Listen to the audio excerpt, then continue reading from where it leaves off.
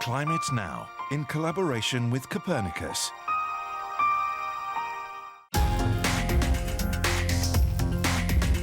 Hello and welcome to Climate Now, and this month we're here in Greece to ask how fish farmers in the Mediterranean can adapt to climate change.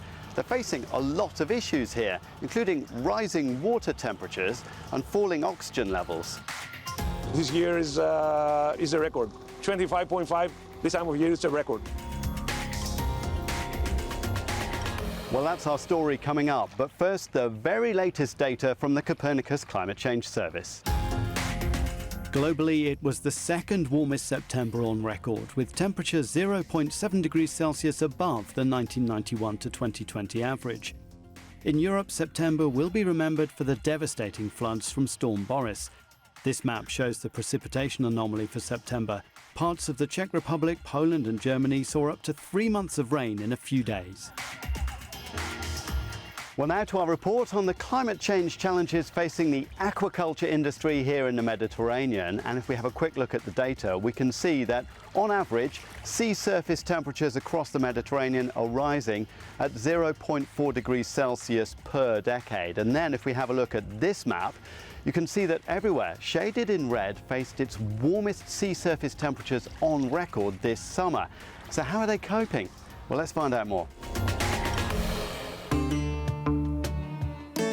This fish farm in the Gulf of Corinthia looks idyllic, yet Operations Director George Tsatsos says the warming trend in the Mediterranean is hitting them hard.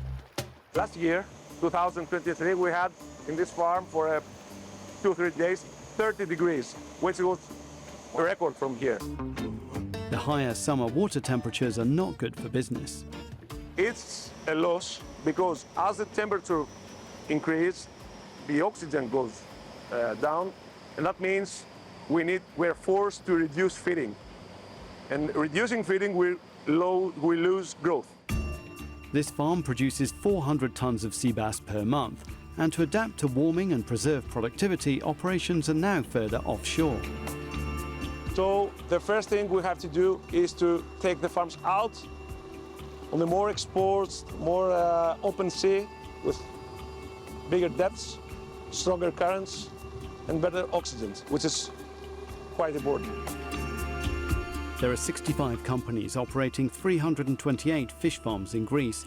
It's an important sector for export, which needs to remain sustainable. So scientists are stepping in to find solutions. Here in Crete, Nikos Papandroulakis heads research into how best to rear sea bass in a warmer climate. They do so by comparing fish living in different temperature tanks.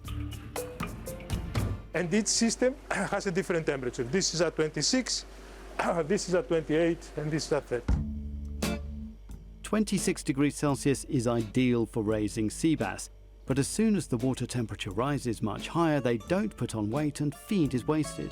In conditions where the temperature is around 28, 29, the fish grow less, but they also lose their capacity to transform feed to biomass.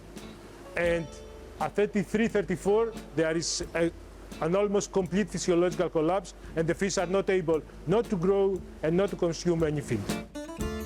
Nikos and his team have used their observational data to model the fish growth and behavior and develop two applications. One uses satellite data and models to predict the oxygen requirements of the fish a few days in advance to help with feeding. The other allows fish farmers to test different species and locations against decadal climate trends. It is very important that the farmers have appropriate tools to adapt today and to plan for tomorrow. On this farm, the situation is evolving rapidly. They now put fewer fish in each cage, feed them twice a day to reduce oxygen demand, and use nets with bigger holes to increase water flow. As we're seeing the temperature increasing year by year, we can't stay there where we are. We need to act. Well, that's all we have time for, but please head over to euronews.com/climate now for more news on how our planet is changing. I'll see you next time.